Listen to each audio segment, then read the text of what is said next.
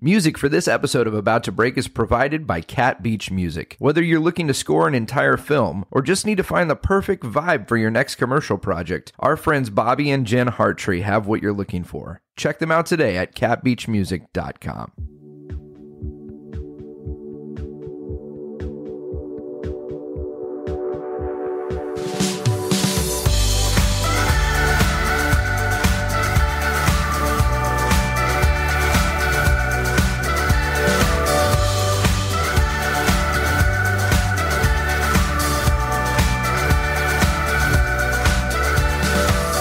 Well, hello, friends. Welcome back to the About to Break podcast, the conversation about trying to break into the industry before it breaks us. Is that how you feel? Is that where you're at?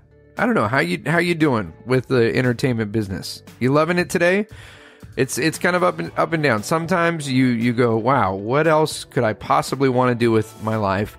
And other days you're like, okay, seriously, what else could I possibly do with my life? I want to do something else. But today's not one of those days. Today's a good day for me. I'm doing the Magic Castle this week. It's my favorite place to perform.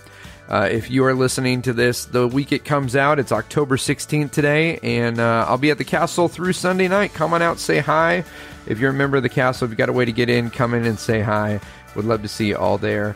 November 1st through 3rd, I'll be at Magicopolis Theater in Santa Monica.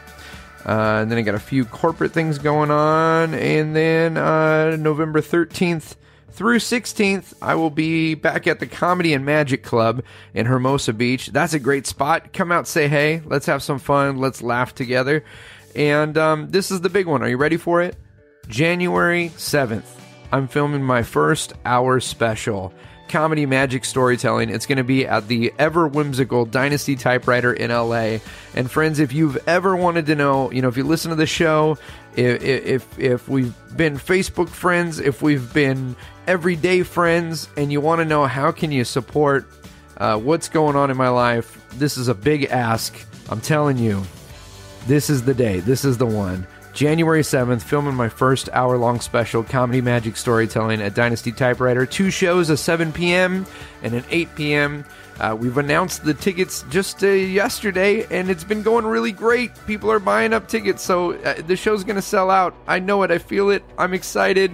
We're going to do the thing. More details about all the taping and where it's going to live and all that later, but you'll be able to stream it soon. But right now, we're going to be doing a live show to record and capture the magic. So come on out, be a part of that. If you want tickets, go to taylorhughes.com/live and go down to my tour dates there. They're all listed there, and there's a link there to go get tickets, and it's going to be good. Thank you for supporting me in that. And also thank you to everyone who's been supporting the show over on Patreon, patreon.com/about to break. If you'd like to help produce this show for as little as $1 or more, you could make a difference. That's right. There's some costs associated with producing this and hosting it and promoting it and traveling to guests and all that. So thank you to everyone who's been supporting the show.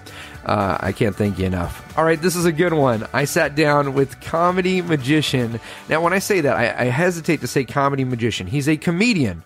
And he is a magician, and his magic is solid, and his comedy is solid, which I think it was Teller who said, and we maybe even referenced this in the episode, but I think Teller from Penn and Teller said, comedy and magic is usually neither. It's not funny, and it's not really magical. But Harrison does a great job of being really stinking funny. You've seen him on Conan. He's just a great performer, and a wonderful fella, and I had a great time sitting down to talk with him. I know you're going to enjoy it. Friends, sit back, relax, and enjoy this episode of the About to Break podcast, my conversation with Harrison Greenbaum. No, I'm not a writer. Okay. Something is about to break.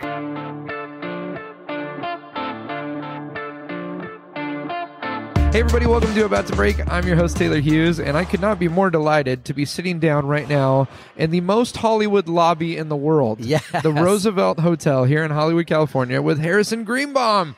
And the ghost of Charlie Chaplin. Yeah, does he live here still? I imagine if ghosts are real, then they definitely are here. There is one thing about like LA, like every building you go into, they're like, oh, this specific elevator, this elevator is haunted. Oh, nice. Like, you know, like every even the elevator has to have credits. Yeah. Oh, jeez, man. Poor elevators. Like, yeah, people aren't riding my elevator as much as they used to. I need to punch up my bio. Well, man, you're in LA because you're doing your full evening show at Dynasty Typewriter. Yeah, I have never done my full uncensored show on the West Coast, so I needed to remedy that quick. Oh, that's fantastic, man. I had the privilege of seeing you at the Castle in the parlor, maybe, was it 8 months ago, something like that, 6 months ago, not too long ago. Yeah.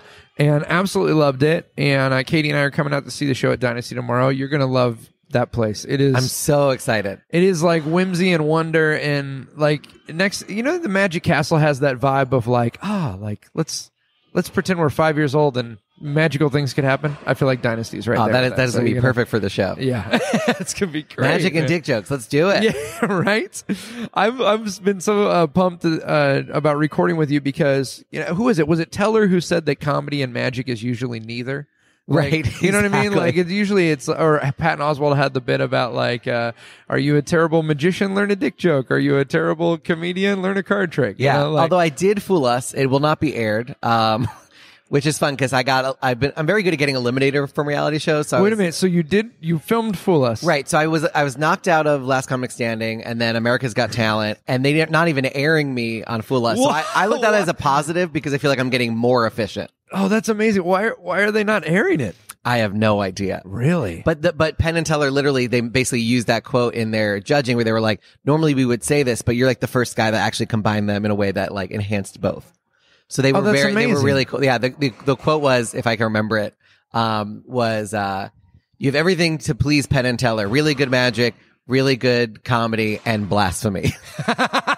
That's great. Did you say, could I get a copy of that video? Yeah, exactly. Yeah, right. Can I please at least get that? Yeah. Oh, that's amazing. Well, that's what I was going to say. I was so excited to record with you because when I saw your show, I'm like, oh, he's funny. Like on your own, the joke on its own, the jokes are solid. Like you do stand up sometimes, just stand up, and you do magic sometimes, just magic. And it's very few people do that. But everybody is a comedy magician. Well, when I do magic, I am throwing my stand-up in. Oh, totally, yeah. So it's really like either I'm doing stand-up or I'm doing stand-up magic. Right. But I do a lecture that I've toured all over. I did it at Magic Live called You Are All Terrible. And part of that is talking about like, I'll say, who here is a comedy magician? And a lot of hands go up. And I'm like, who here has written an actual joke? Right. And like very few hands go up. And that's horrifying. Yeah. Oh, yeah. Oh, yeah. They're like, but I bought him. It came with the trick. Yeah. I'm a virgin, but I'm also a porn star. You can't be both. You can't be both. It's one or the other. Now, how did it come for you? Like, was it magic first and then the jokes came, or were you always like a funny guy? What was the first forte for you into? Oh no! If you told people who knew me in high school when they found out that I was going to be a stand-up comedian, I think they were like, "What? Really? This guy?" What was your most likely? Like, if you were voted magician for sure. Really? I mean, I was like definitely the magic kid. Like, I was. Started doing magic when I was 5. I went to Tannen's Magic Camp as a kid. Yeah. I'm still a counselor there, so I'm coming up on my 20th year at Tannen's Magic Camp. Oh, that's really cool. Which makes me feel so old. It's crazy when people that were like my campers, like first year campers, are like full adult magicians now. Yeah. You're like, oh my God, you can drink legally? That's insane. But the stand-up started later while I was in college. I just had a buddy who asked me to do his stand-up show, and he thought I was going to do magic on it. And I said, do you mind if I actually try my hand at stand-up just to try it? Like, why not? And it was amazing. Oh, that's It was awesome, really man. amazing. And it dovetailed with me doing the Mystery Lounge in Harvard Square because it was right on campus. Yeah. And that was a comedy club on the other nights. So I was sort of getting the idea of what is this stand-up thing and can I hang out on the other nights and wow. Was there always humor in your magic, or were you more of like a serious magician before Oh no, that would have been funnier though if I was like a Jeff McBride wearing masks and then I'm like knock knock. But it was always funny magic, but it was in the way that a lot of the comedy magic is funny, where it's like sort of incidental to, you buy the trick with the jokes essentially. Right. Or you're kind of like, I feel like you're either a very serious magician or you're like, a hacky just magician. not. Yeah. Like, there's no like, oh, I'm actually a comedy magician. I'm just like not serious. Right. There was a distinct, not that long ago, maybe like 12, 15 years ago. It seems like there was a move where all of a sudden everyone's like, wait a minute, I have that one joke. and then they added the comedy to their credentials, Right. But yeah, so you were not like a super serious magician. No, I was trying to be funny, but it wasn't until when I started doing stand up. So my freshman year of college, I started getting the bug, and I applied for an internship to Mad Magazine just on a whim because I was like, I love Mad. I used to sneak into my grandma's. It was my dad's old room, so it was my grandma's closet, and she could get a box of old Mad magazines. And I was like, this is the best. Like, if I could write for these guys, that would just be super fun. Yeah. And it was comedy boot camp. I fell in love with the process of like writing comedy and creating. That's great. And, they had such a strong Mad voice and learning like what that voice meant and how do you find your voice and how do you write for a voice. So that was all really amazing. And then I was barking for stage time at night. So I literally stand outside the comedy club, and if you handed out flyers for 2 hours. Was this Boston Comedy Club, or where was it? This was the Underground Comedy Lounge, all the way uptown near like Columbia. Yeah. I think it's called I don't know if it's renamed itself. It's gone through a couple of things, but back then it was the Underground Comedy Lounge, and we would hand out flyers and 2 hours of barking. Yeah. And you got 5 minutes on stage. And I usually got the last slot, which now I know is just like, everybody's ready to go home. It's like 1 o'clock in the morning. But in my head, I was like, I'm already headlining. Yeah. But I was about to go on stage, and I started shoving sponge balls in my back pocket. And one of the comedians was like, "What are you doing, buddy?" Yeah. And I was like, "Well, it's a magic trick. This way, if like the jokes don't go well, I have this big closer." And he's like, "You'll never learn if you have this safety net. If you have this backup plan." He's like, "You gotta just like go up there, and if you fail, you fail." Right. And so for several years, there was a very like huge wall between my magic and my comedy. Like a Republican designed wall. Very efficient. The dream they wish they could have. The wall they wish they could have. Very efficient. Actually works. For about 10 feet. That's as much as we can get done. Yeah, that's exactly what happened is I built the wall, and then it turns out they can sneak everything. My comedy and magic was sneaking into each other. But so that there was several years where it was like, if I go on stage, it's got to be as a comedian, and I've got to learn how to do stand up straight up. And like even last night, I did 2 sets that were just straight stand up, and that allows me to have the stand up and comedy ability that when I do shift to the magic, it has that same rhythm because I want to. I feel like comedy magic averages like a laugh every 2 minutes, right? Which seems about on par, right? And I want it to be a stand up comedian, so it's got to be a laugh every 10 to 20 seconds. Yeah. Which is a totally different rhythm. When you first did your friend's comedy show, he asked you to do magic, or he asked you to perform, and you're like, "Hey, could I do stand up?" How did that first time on stage go? Well, so I actually ended with a magic trick because I hadn't met that comedian yet. This was freshman year. Okay.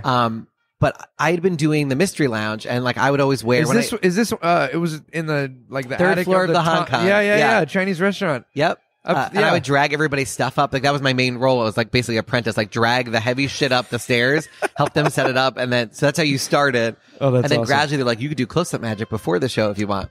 And I would wear khakis, Merrells, like just like dad shoes, which because my dad got them for me, and like a blazer, and like I had a pink shirt which I thought was cool. Yeah, it had Teddy Roosevelt's face on it. It was like the only Abercrombie shirt I ever owned. That's amazing. It was bananas. So that was my outfit. That was the vibe for always. Yeah. And when I got this stand-up gig, I was like, wait a second. So I can just like wear jeans and dress like a person, and I could say the F word on stage. Yeah. And all of those, there was just such a powerful moment of like, I can just be me. Yeah. And that was really when I think the addiction started, because I was like, oh, I can just express myself fully. Yeah, there's that differentiation. Like I feel like magic is so high stakes, but only like we create the stakes. Nobody else expects anything of a magician, but magicians show up early. They've got all their stuff prepped. Like they've got their suitcase with like all the little compartments of everything. Yeah, they have all of that stuff ready to go. But then you see their show and you're like, well, that's all stolen. So what was the point? Like you didn't come up with it. Like that's the bananas thing about like comedians, even the newest comedians, right, are struggling to create their own shit. And you see magicians who've been doing it for 30 years, and you're like, well, that's from that DVD. That guy he's doing the trick straight out of the package. Yeah. And there's that like iPhone. I call it the iPhone theory of magic, which is the professional magician will buy the trick and then put like a case on it. So it's, so you have a red case and you have a leather case and you have a sparkly one, but it's still an iPhone. It's still an iPhone, it's definitely an iPhone. And saying you went to China to pick up this prop versus you went to Japan to pick up this prop does not originality make. Yeah, that's true, man. And then you have there's like a schizophrenic vibe you get from a lot of performers where, they bought Michael Finney's rope routine and then they bought this guy's other thing and Bill Abbott's 5-card box thing. And so when they perform those pieces, it's like they take on the persona of the character. Right. Do you know what I mean? Well, they're doing collages. Yeah, there you go. I mean, essentially they're cover bands, but every song is a different artist. So of course you're like, wait, you went from Journey to the Beatles. What is going on? And because the people before them did the same thing, it's like a cover band of a cover band. It's like, yes, they're not even covering. Yeah. They're not even watching the Beatles to copy them. They're watching somebody who watched somebody who watched the Beatles. Yeah. And then they'll walk off stage like they're John Lennon. That's the part that always is the most galling. Right. Wow, man. So like when you decided to jump into doing comedy, it wasn't like I'm going to stop doing magic. It was just like I want to focus on being able to do comedy on its own. But you were still doing magic this whole time, or? I wasn't doing it that much. There was like a period where I was really just focused on stand up, and then I was living at home, and I got booked for the National Lampoon Comedy Outhouse. Okay. Which this guy who's like the most Broadway Danny Rose type agent guy, Marty Fisher, and he had this voice and he would tell you you're going to be a star. Oh, kid, I think we can really monetize what you're doing in this. That's exactly what it sounded like. It was insane. So he's like, oh, kid, you should come by. And it was the back of a Dave & Buster's. Oh, amazing. This is going to be a national chain.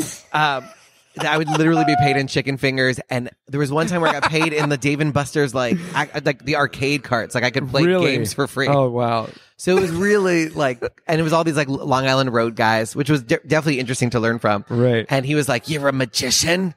You should do magic. It would. Oh wow! It would kill. It would kill in this room."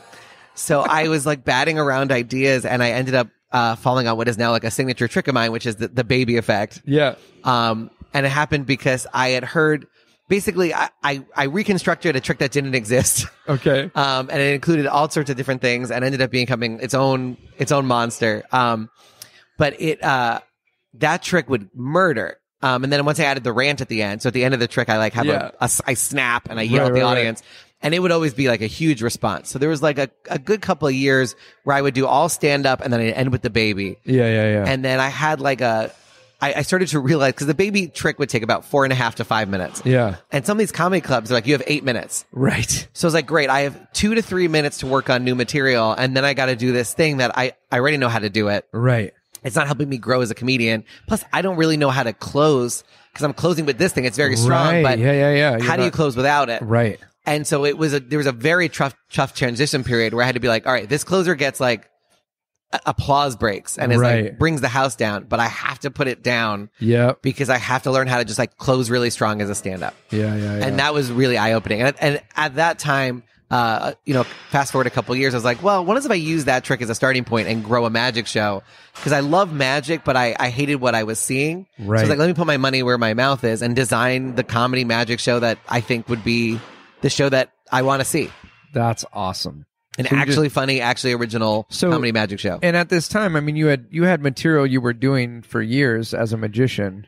Well, material I was doing as a stand-up at that point, and I was using that as a starting point for my magic. So that's always my philosophy. Like the You Are All Terrible lecture, the first half is all about you start with an idea and then you create the trick. Right. Every other artist does that. Like you're like, I'm going to paint the sky, and then you figure out like, how do I paint the sky? Yeah, you don't go, this is a shiny prop. How can I use this? How do I shove this thing into my act? Right, and make it cohesive. Right, or like barely. Right. I slap a case on it. Yeah, exactly. So for me, I start with a joke that's hitting really hard that I'm like, this joke has a lot of meat to it, and I think it can lend itself to some kind of magical effect. Yeah. So like, I have a joke about The Price is Right that I love doing, and I was like, I bet I could play a game of Price is Right in some form with the audience. Right. And that became the Price is Right effect. Yeah. But I started with the idea, and I'll play with different methods and different tricks, until I find something that really expresses the idea that I'm trying to get across. Right. Because you go, this is the idea, this is the feeling, this is the experience I want to create for the audience.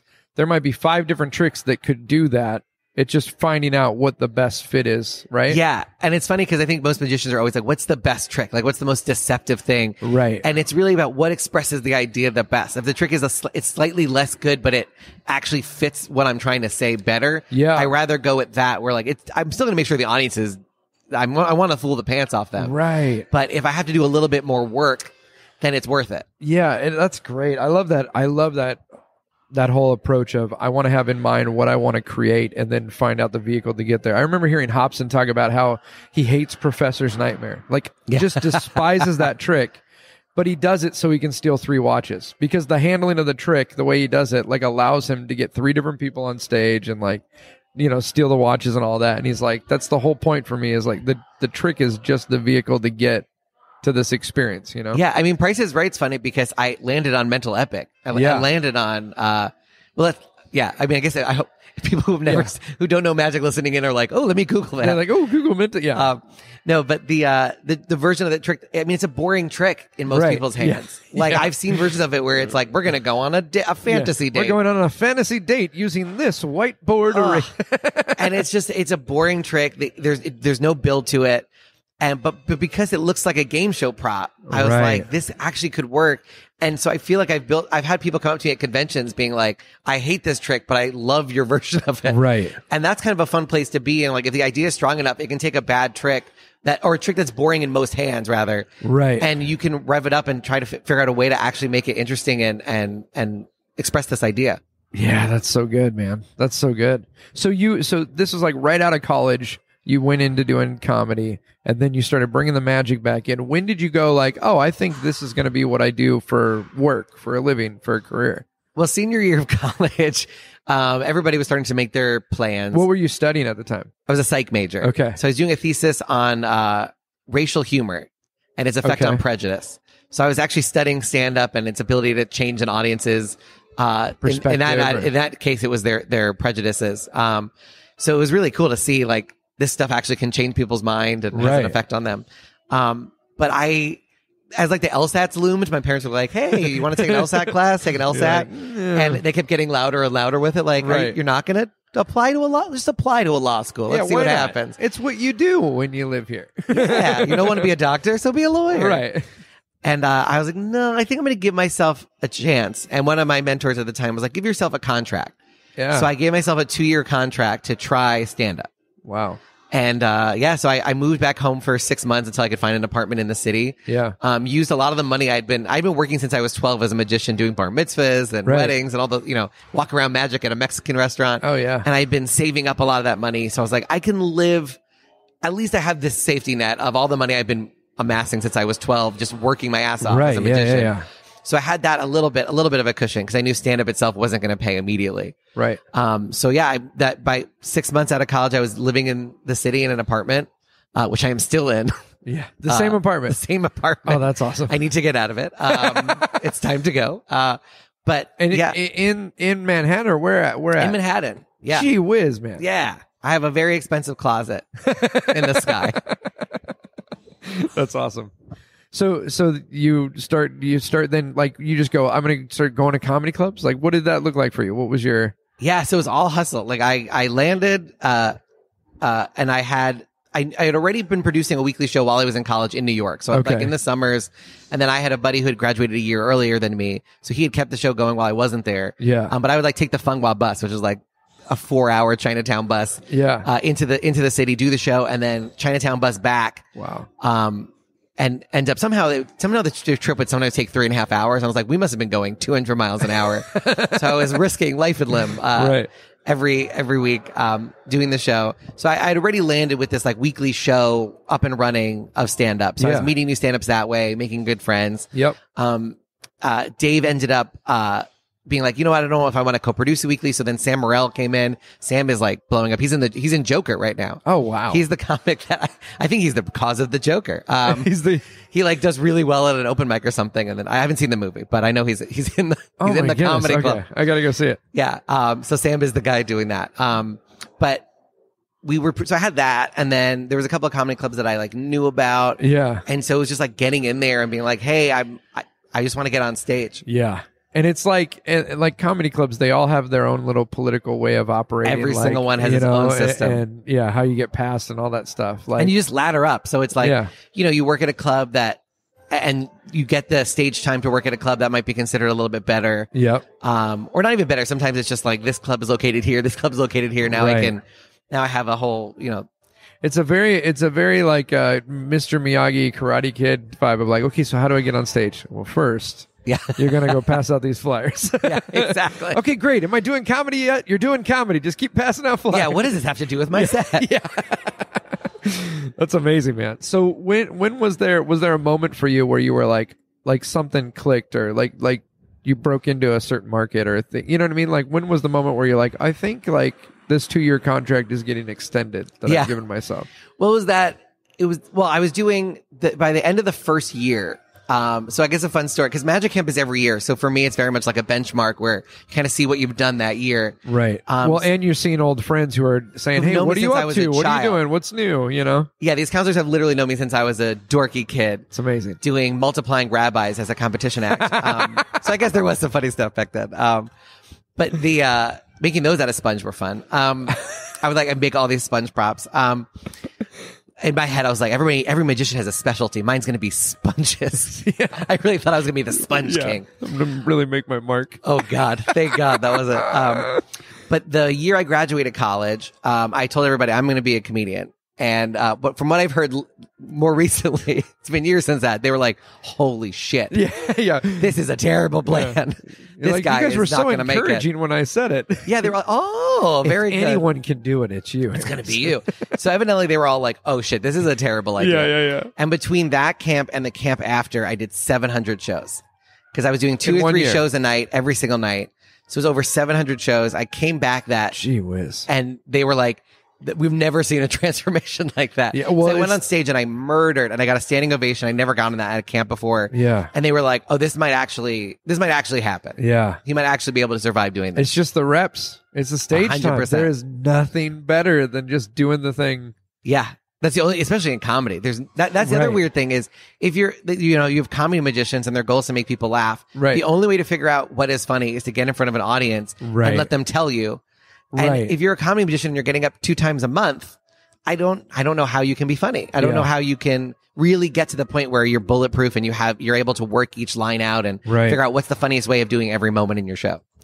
Yeah, I mean, this is like only 4 years old for me. Like the idea that like I used to be the guy who I did corporate shows and I do like 2 a week and that's when I performed. Do you know what I mean? Like, and then I finally was like, I need to just be working every night. So I started like doing comedy clubs and variety shows, and like a friend would be like, you want to drive to Santa Monica to do an 8-minute set? Yeah, I'll do that. And it's the best thing that I've done. Like there is nothing better than just doing the thing, getting an idea, driving in the car, thinking through it in your head, getting on stage, doing it, going, okay, if I said that differently, and then running to the next place to do it, like that's the work, man. Yeah. And also like if you're going to do a corporate, that's not a time to like, let me try this new bit out. Oh yeah. They're paying me really good money. Let me just see. Let me just roll the dice on it. Yeah. So you end up doing the stuff that you know works. Whereas if you get booked on a random show, you're like, all right, let me roll the dice. Let me see what happens. I always say like break stuff. Yeah. Yes. You gotta break stuff. You gotta be willing to go on stage and go, I don't know if this is gonna work. I mean, you don't do that when you're like a Dynasty typewriter. I'm doing the shit that works. Right. Yeah. At the castle, you try. The castle's interesting because there are some guys who are like, this is my place to showcase. So they're doing the stuff that works best. Right. And there are some guys who've been doing it so long, they're like, this is where I get 21 shows in a row to figure something out. Oh yeah. Something new every time. So the castle is very interesting in that it serves both purposes. It serves different purposes for different people. Yeah. I'm doing the castle next week and I'm like, this is the bit. This is the new bit. Like, yes, by the end of the week, you're going to be and so solid. Well, and you get excited about the shows, but like, there's nothing like having a new piece, and you're like, that's what you think about. You know what I mean? Like, I was doing I did 6 weeks. Wait for this. I did 6 weeks in Branson, Missouri this summer. Oh yeah, I did 127 shows in 6 weeks. Woo! And but 127 shows. I call that a Tuesday. Hey. But it was I like how I did the Jewiest version of a joke for the least Jewy town in America. You know, Branson. Yeah. Oh, they have tons of Jews. Yeah. Oh, so many. Yes. They love them. Yeah. No, they have a lot of American flag drops at the finale of every show. Oh, you have to. You got to salute the troops in every show. Yeah. It's like a forced standing ovation. It's like, remember when you were like 6 and we made you stand up when this thing fell? We're doing that every night. We did not do that in my show, but I had to like this one bit, and like this has become a way too long of a story. But the whole thing I was saying is like, for me, the run ended up becoming all about this bit. Yeah. You know? So you like do your show and you're like, if it didn't go great, you're like, okay. Or if you get an idea, you're like, okay, let's get through this so that I can do the next show so I can do that bit again. Yeah, 100%. 100%. Yeah, man. That's one of my favorite things in the castle is like you sit, because they put you in those apartments across the street. Right. And I have nothing to do but think about the show. And I'll be like, I have a trick where I run around the room and there's this really dumb song that I recorded that is playing. You can listen to the song. It's randomnumbersong.com is the website that I made for this one song. Randomnumbersong.com. It will make no sense until you've seen me live. So if you do listen to it, you'll be like, I don't know what's happening. But if you watch the show, you'll be like, oh, that makes sense. There it is. But I literally sat in the Nirvana and I was like, I don't like what's happening in the moment of the show. What if I wrote a really dumb song to happen? Because I would always sit backstage during sort of magic shows and there'd be that moment where the magician, instead of scripting something, would just play music. Usually music they don't have the license to. Right. So be like, I'm going to come into the audience, and then they hit their remote on their belt, and then there's this like very like upbeat music. Right. And so I would always sit backstage and I would sing along with it like, I don't have a script for this moment. I'm going to cover it with Radiohead. And I would just like sing along with what's happening. Right. And make fun of whatever's in the act. Like, now I'm going to go to this lady. She looks weird. I'm going to this guy. So I was like, wait a second, like I'm doing that and it's making everybody backstage laugh. Right. What if I did that to myself in real time? So I'm going to record a song that is describing what I'm doing in a really silly, like nonsensical way. So that song is a literal description of what's happening in the moment. And I was at the castle. I was like, you know what? I know the trick works. Yeah. I think this moment would be really interesting to just play with. Right. And I remember playing it. Hiawatha was the early show and I was the late show. So it was Hiawatha and Mika Diane. And I go, I'm going to let me play this song for you that I spent all day working on GarageBand. And they just both, they were like, you're a troubled child. Yeah. But they were laughing so hard. I was like, I think this might work. And now it's like, I feel like a very big moment in the show. And it came from being willing to, for every one of those stories, by the way, there's like 1,000 times where it's like, this is going to be hilarious. And then the audience was like, what the fuck are you doing? Oh But it's worth it. It's worth having those moments because every once in a while you're like, this thing works. Right. This is a wild swing that actually connected. I love that. And that's funny because it was like an add-on to a routine that you already were doing. Yeah. That was solid. But now that's probably the part that you like most about that routine. Yeah, and now I have so then the next year I was like, it's weird that I just like walk out. Like, I feel like there should be a intro song. Yeah. And so I spent a while working on like a dumb intro song. And I'm not the most proficient GarageBand person. So you can tell, which I think is part of the charm of it. Right. Cause I had people who were like, I can produce this song. Like we can make it. You're like, no, I kind of like this. I was like, no, I want steep fade. Yeah. I want it to be this way. But although there is there's a remix of the Random Number song. Really? That my friend who's a magician and also the drummer for Moby, he did a remix. So that's also available on randomnumbersong.com if you want to hear. That's great. Guys, go check out off. randomnumbersong.com. Of all the things to plug, I'm plugging of all the things. The most random and thing. Blue Apron. Go check out. No, I'm just joking. We're not sponsored by Blue MailChimp. Apron. Right, MailChimp. Do you have mail? Okay, so where were we before we started having the random number song? You were like, when did? Well, I guess in the Harrison story. It was the question that most related to your podcast, which was when did you? Yeah. When do you think you made it? Oh, yeah. There you go. Obviously, we don't live in a world like comedians used to, where it's like, I went on Johnny Carson and he called me to the couch and he gave me a high five, and that's when the world accepted me and I had a career. Like it's full of ups and downs. Oh, and 100%. But was there a moment where you were, there was a moment where you were like, I'm going to try this. I'm going to give myself 2 years. But then there had to be the next moment where you're like, I think I actually am a comedian. When I came back to camp and they were at 700 shows later and they were like, oh, this might work. That was when I at least had the inkling where I was like, okay, I'm going to give myself another 2 years. Yeah. I think this could happen. I never feel like I've made it. Yeah. I frustrate my family and my friends all the time. Cause they're like, you're doing great. Like people recognize you in the street. That's exciting. And you're like, I'm ready to shut it down. Let's wrap it up. Yeah. And scene.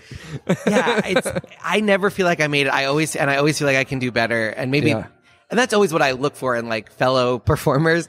I feel like a bad performer is the guy who's bombing, but there's one person who's into it, and they're like, I'm doing my job. This is the guy who posts that, this would be the guy who's constantly going on like the Magic Castle Facebook page and being like, crushed my set tonight. Yeah, like one person liked it. Yeah. And then I feel like the real professional is like they're murdering, but there's one person who doesn't like it, and they're like, I need to do better. Yeah. They're like, oh, what a rough show. Right. And that's usually me. It's like I'm focused on that one person. I want to make sure, or if one joke doesn't work, right. I'm like, man, all right, next time I'll make sure because you'll never reach perfection, but it's nice to try to strive towards that, like that ideal show. Yeah.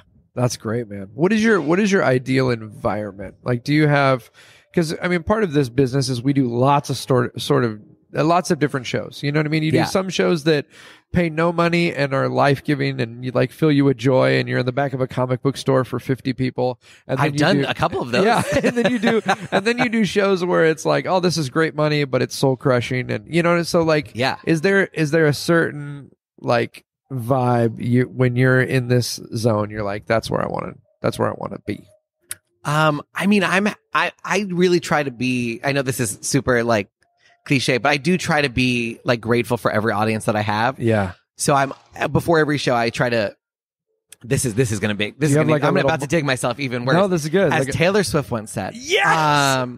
I love T Swift. I did warm up comedy for Katie Couric for a year, which that was a lot of learning. Boy, can I make those 40 to 50-year-old housewives from New Jersey laugh. I didn't know Katie Couric had a warm-up. She had never done a live show before. Oh, really? Yeah. She had this talk show on ABC for 2 years called right. Katie. Yeah. They were trying to make her the next Oprah. Right. It did not work out, but she's really a news person, and I think she's happy delivering the news. And she's very cool. But we had Taylor Swift on the show, and that was the only reason I ended up listening to this very long interview, because we had the unedited version. So we would really hear these people talk. But she mentioned the change of being walking out on stage and being like, "You're welcome, I'm here." Yeah. Or walking out on stage and going, "Thank you, this is why I can do this." Yeah. And I was like, when I heard that, I was like, she's so right, because I was doing so many shows, I would get jaded.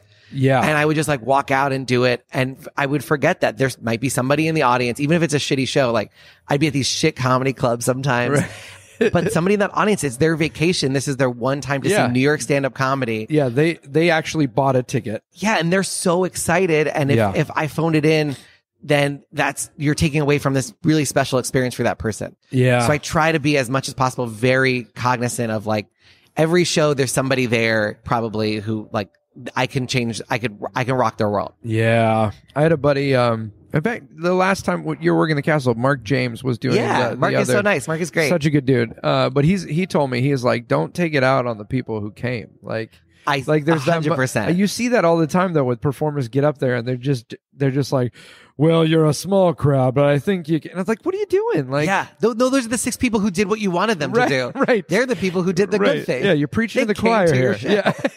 I've literally said that out loud. Like, I've done comedy clubs where every comedian's like, oh boy, I gotta look at Madison Square Garden out here. Yeah. And I start by being like, thank you for being here. If you like, you're the most important 6 people that we could possibly have right now. Like, you're the reason there's a show. Right. I did a show at, I was about to say the name. Let's make sure nobody knows the name. I was doing the show at a club, and it was a pretty established club. And I get on stage, and there was only 5 people in the audience. And right before I got on stage, they had been like trying to get the waiter over, and somebody had walked like back where the comics were and was like, "We're trying to get the check." So I knew before I got on stage, they're hunting for the check. Right. They got the check about 2 minutes into my 20-minute set, and then they literally like, "We're so sorry, we have other plans," and left because they didn't. I just happened to be on stage, but they were already ready to go. Okay. Yeah. So literally the audience of 5 became 0 in 2 minutes of my set. Yeah. And I just stood there with the microphone like, what do I do now? Yeah. And the host was like, why are you talking to me through a microphone? He's like, it's just us. There's nobody here. Yeah. And my girlfriend. So that was fun. Yeah. But like, I think that also really drives home how important those 5 people can be. Yeah. Because there's a show or there's not a show. Right. That's good. Yeah. Man. And she'll talk about sometimes how like that's one of her favorite shows because it just shows like what you have to put up with. It's one thing if all you do is Madison Square Garden, you're like, of course you're enjoying this and wow, but like that's what really makes a comic is like getting in those basements. Oh yeah. And performing and getting the laughs there. Oh yeah. Those moments when like it's the worst environment to perform in. Yeah. You know what I mean? I did a show recently with John Armstrong. We were in Steamboat Springs, Colorado. Ooh. And it was a smaller crowd and the power went out within like 60 seconds of like introing the show. And it was one of those things where it's like anyone would have been like, okay, if we were like, all right, guys, for safety, we need to go. But we just had everyone take out their phones. Oh, that's turn right. the lights on, and we just did the show. Like, not the same show, right? But like did storytelling, and like it was just ridiculously fun. And I think like those are the moments when you're really present, and you're not like, you're in with what's happening. That's when it's the best, you know? So like if you got 6 people, like be right there with those 6 people. What a great opportunity. You can learn everything about these people. Yeah. Get to know them. Make a special show, you know? Yeah, and Susie Essman had a great quote, which she's like, "You tell me, like, prove why it needs to be a live show. If you're just going to do the same show every time, there's no reason for them to be there. You could just record that on video, and they could rewind it and watch it over and over again. Oh, this like goes, show why should this be a live show? This goes back to people doing like stock humor or like jokes they say all the time, and they, you know." The rhythm is off because they've just said it so many times. You know what I mean? Like they're 100%. Not even waiting for people to get the bit. Like, or something crazy happens and they don't respond. They just move on with the script. Like, right? What are you doing? Like that's gold. Pick it up. Yeah, and also the audience goes, "Wait, he didn't hear that loud bang that just happened backstage." Like, there's no. I don't know. If there's much to gain by being like a robot that can. I'm just doing the show. I'm on the track. Yeah. That's true. Do you have are there any stories that stand out of like when something went terribly wrong or like? Oh God, it happens all the time. Like a great moment maybe because it. I mean, I once did a show at it was a haunted house and they had a theater in the haunted house. It was Times Square. Okay. And they had the Electra Theater and they were like, we have this space. Do you want to like do your show here? Cause Dan Sperry had been doing it, but then I think he had just got on tour with The Illusionist for the first time. Yeah. And I got in his blessing and, they were like, yeah, come and take this, you know, we need somebody to fill in while he's on the road. So I was doing my show pretty regularly at this theater inside of a haunted house. And, we had a hazer, which is like, most people listening probably know what it is, but it's like a smoke machine. Yeah. And I do this trick where I want it to be very dramatic and like a game show. And so I'd be like, turn the hazer on. Let's put some lasers on. It was the one advantage to being in a haunted house. And they have all of these things readily available. Right. So they start the hazer for this trick and it just doesn't stop. Yeah. And it's not the biggest theater. So literally the room starts filling up with smoke until I can't see in front of me and I do not think they can see me. And I'm like talking to the crowd to just buy time while a stagehand tries to open a window or figure some way. Right. They ended up literally just ripping the plug out of the wall because they're like, because it was supposed to shut it off. They wanted to be able to remotely shut it off. So then it's just like waiting for this smoke to clear. So I start talking to the ladies in the front. I'm like, where are you from? And they're like, Germany. And I was like, cool, a Jew in a room filled with smoke. That must bring you back. So the audience was like, all right, we're back. That's fantastic, man. Yeah. That's when in doubt, amazing. Holocaust joke. That's always, just go that's for always it, the right? best. It's just this weird moment where I was fills like, the crowd with joy. I have to pause the show here. Like I can't see them and they can't see me. This has never happened before. Oh, that's so good. But and then it turns in, like you said, it's not. People know when it's improvised. People know when it's off the cuff. Like that probably made it an even funner show than if everything went according to plan and the lights all worked and you know. Oh yeah, I mean, I was doing Monday Night Magic and Chris Angel was in the audience. Yeah, and the random number song is supposed to come on. Yeah, and I go like hit it, and nothing happens. And I'm like, come on, hit it. And then the guy in the sound booth, who I know really well, goes, the computer crashed, like just yells it. Oh no, it's a full house. So I was like, all right. But I have randomnumbersong.com. So I always have an emergency microphone backstage. So I get the emergency microphone. I go to some of the audience and goes, does anybody have a phone? Go to randomnumbersong.com, hit play. And I had them hold the microphone to the butt end of the iPhone, which actually works pretty well. Yeah. So we literally had the song and I made it a whole thing. It was part of the thing. And I was using him as like a sound guy. And at the end, Chris Angel was like, I really love that bit where you have them, you know, you fake the music not working and you have to use their phone. It's like, that's not a bit. That was fully improvised. That was in the moment. Oh, that's funny. But it was really cool that somebody like, you know, that anybody would be like, oh, what a great bit. And you're like, no, this isn't a bit. Yeah. That was just me knowing, also just being so comfortable with that show and being like, I have an emergency mic. Right. I have all these other, I've had my show, because I always say you can't have a perfect show. Right. But you can have a show go wrong in every possible way to the point that when it does go wrong, you know how to fix it. Right. That's all you can hope for is to be like, all right, this show's gone wrong every possible way. Something will go wrong. And if it does, that's fine. I know how to handle it. Right. Oh, that's so good, man. Talk to me about Illusionists. Oh, yes. Talk to me about that experience. That is a wild experience. Yeah. I started in Perth in Australia, which is like, I think one of the most remote cities to fly to. Okay. So you fly for like 30 hours. And we're two and a half weeks in a casino in Perth. Okay. Colin Cloud's on it. James Moore. Great people are on it. Super fun people to hang out with. Kevin James. Jonathan Goodwin was on it. Now I feel like if I don't name everybody, they're gonna be like, why didn't I get a shout out? Yeah. Raven Crow was on. It was just really great. Everybody on it was awesome. I was booked with not enough time to get a promo shoot done. So the poster on giant billboards all over Australia was my head photoshopped on Tommy Ten's body from the Clairvoyance. So like as easy it is to spot photoshopping, it's easier to find it when it's on a giant billboard the size of a building. Like that's not his body. That's so funny. At least it was a skinny body. I once got photoshopped onto somebody's body and he was like fat. Yeah, and you're like, I was like, what's that's going on? not fair. Yeah, that's not an upgrade. Come on now. That's the opposite reason of why you Photoshop stuff. Yeah, you couldn't find a body that matched mine, or like, God damn it. So like I would go on stage and they're probably like, this guy's been working out. Like, wow. So that show is interesting because it's 7 magicians and you have your slots. Right. And so how do you maintain your voice, your personality, all that stuff while being part of this giant moving machine? Right. And so that was really a learning experience. And then fast forward, I get a call, and it's like in September. So I'm like, ooh, they're calling me about Broadway. I'm going to do Broadway. This is my dream. Here it is. And they're like, we want you for The Illusionist. I'm like, Broadway, I'm ready. And they're like, Kazakhstan. And I was like, that is not very close. Okie doke. Broadway of the East. Yes. The Broadway near Mongolia. Right. Is Mongolia a thing? I'm bad with geography. I'm not sure Delaware's a thing. It's the first state, Delaware. Yeah, but have you ever? Well, you're from the East Coast. Like, Yeah. I'm sure I've never met a person from Delaware. Joe ever. Biden is a Delawarean. That's what I heard. A Delawist? I never know the names of what you call people. A Delaware. Yeah, Delawinian. Oh my goodness. So I went out to Kazakhstan and talk about not only do you have to keep your personality going, and be for the whatever slot they give you, or 2 slots or 3 slots, right? Make sure that they go, this is, you're giving the Harrison that is still Harrison, right? Being true to that, but also being translated into Russian in real time.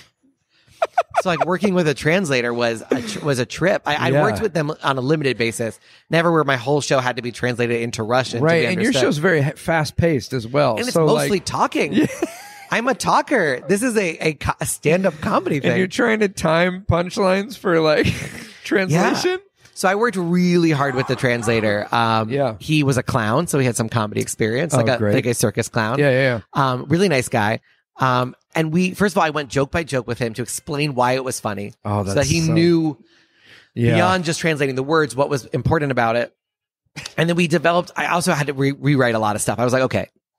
Yeah. The very talky, fast, crowd worky Harrison is not going to work here because I don't have the speed or the ability for them to understand me. So I have to write jokes that are simple, that still get across what I want to say, but like can be translated, right? And have a not so complex rhythm, because what I did was I would accelerate into the punchline. So I would give him 2-3 sentences, and then we give him less and less and less until I was giving him like 5 words at a time. Yeah, and that acceleration allowed me to control almost to the second where the punchline would hit. Wow. So I would know that, all right, in 3 words, the punchline's going to hit. So it'd be like boom, boom, boom. And then we'd go boom, boom, boom, laugh. Yeah. And then a couple of times there's enough college students where like they would laugh at what I was saying. Right. And then everybody else would laugh at what he was saying. So you're like, okay, they're following a little bit what I'm doing.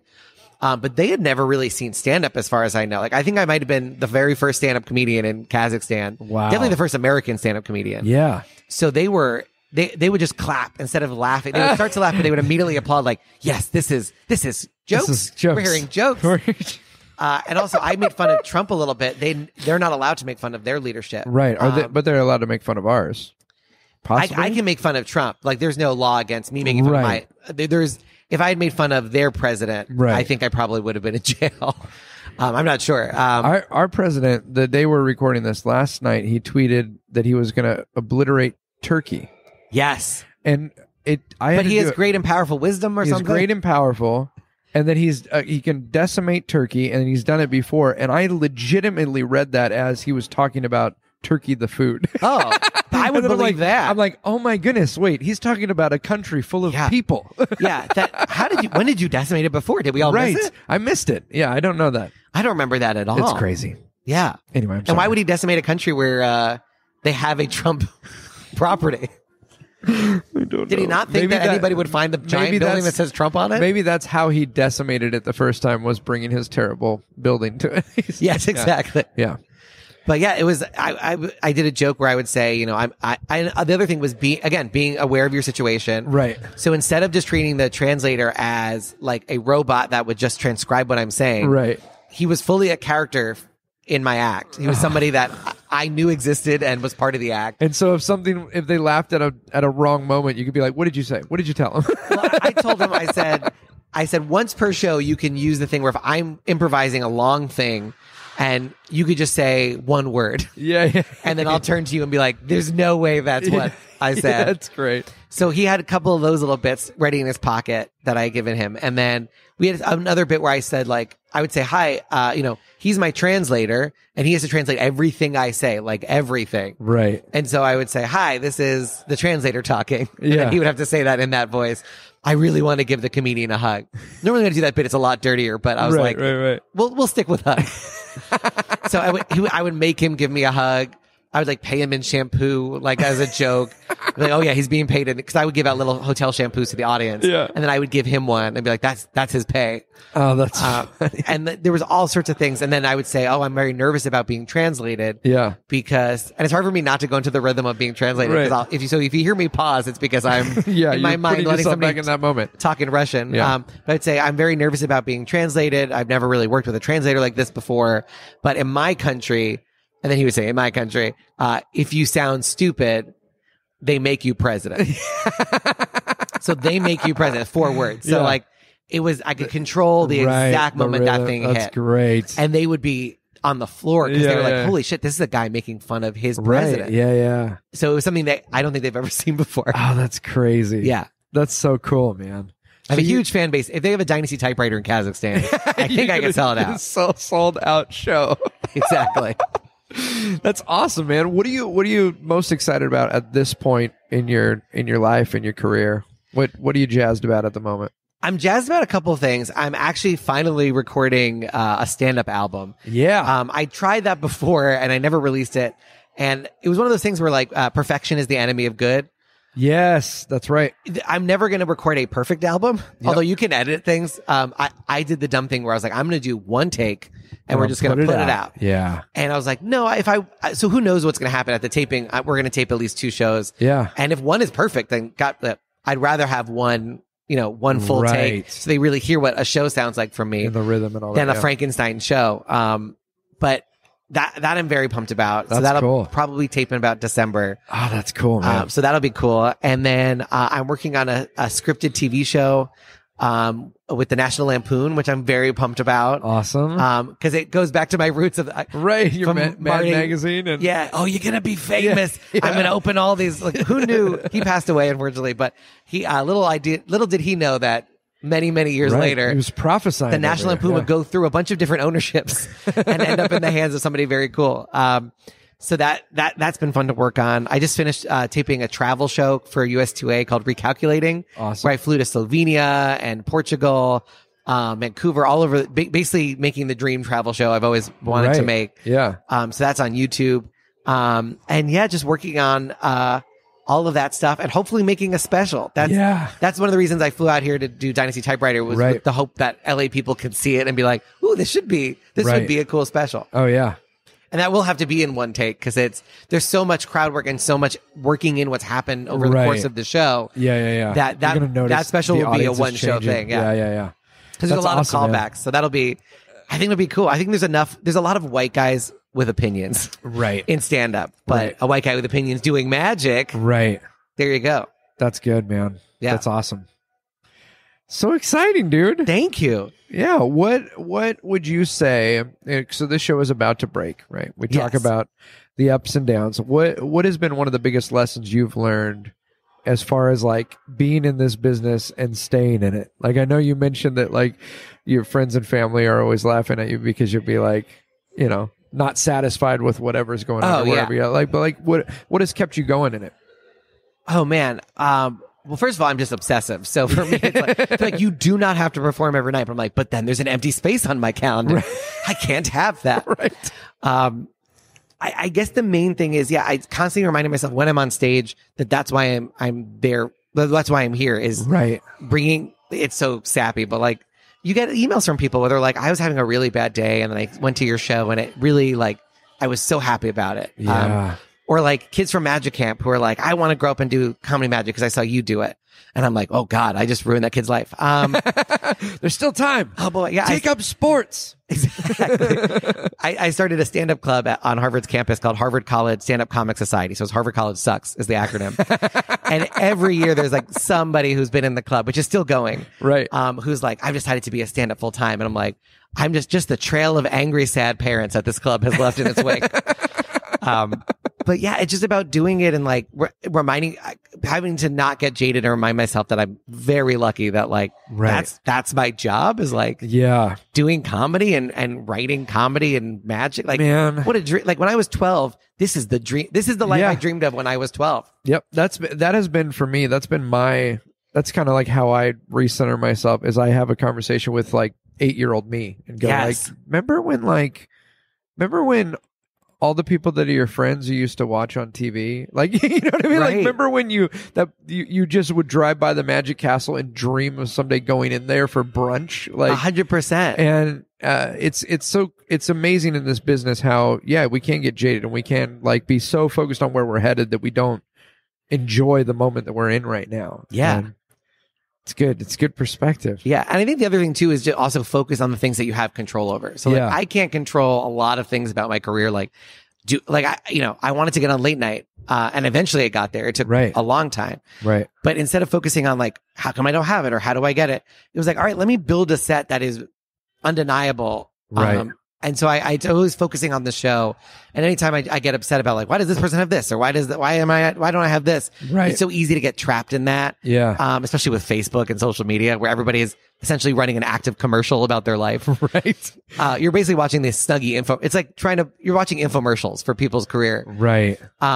Same thing with mine. People are like, wow, you're killing it. I'm like, yeah, because the things I share on Facebook. Why would I share the good stuff? I'm sharing the good stuff. I didn't share when I ate ice cream for the second time within 2 hours because I was sad. Yeah. So it's like, I guess the main thing is being like, all right, I have control over this show. I can make this show as funny as possible. Yeah. And like, if I'm in my apartment, I'm like, I don't have to watch Netflix. I can sit at my desk and write a new joke. I can work on a new trick and still being willing to say yes. That's the other final piece is like, Speakeasy Magic is this close-up show in New York. And when I was originally invited to do it, I was like, how can I take what I have on my stage act and make it fit in this room? Right. And the first time I did it, I was like, oh no, this is its own beast. This is close-up magic.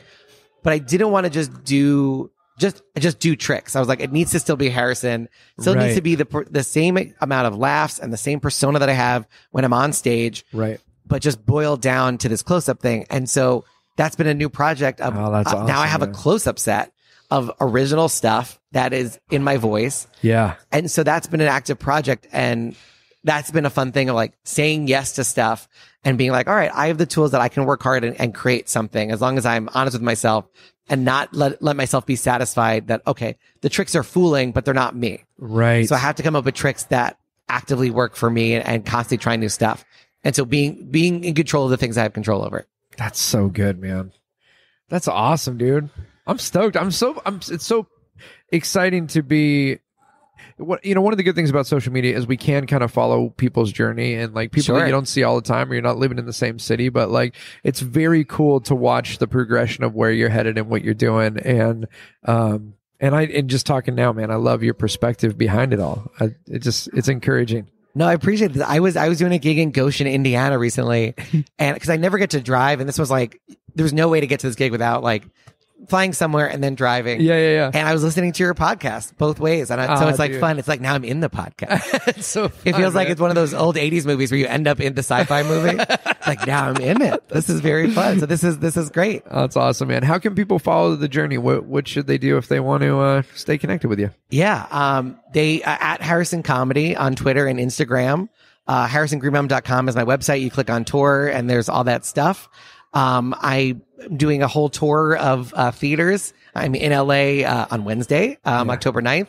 I don't know when this comes out, so it might be too late, but check out all the tour stuff. I'm in Florida and Pennsylvania. I'm going to be in January. I'm in London and Las Vegas and all over the place. So come and check a show. That's awesome. Friends, if you're listening right now, go click on the show notes. I'll have links to Harrison's site and social media and all that stuff. Go follow the journey. And man, I can't thank you enough for doing this. Thanks so much. I'm going to Thanks turn for this coming. off. We'll keep talking for a minute here. All right, sweet. Thank you, man.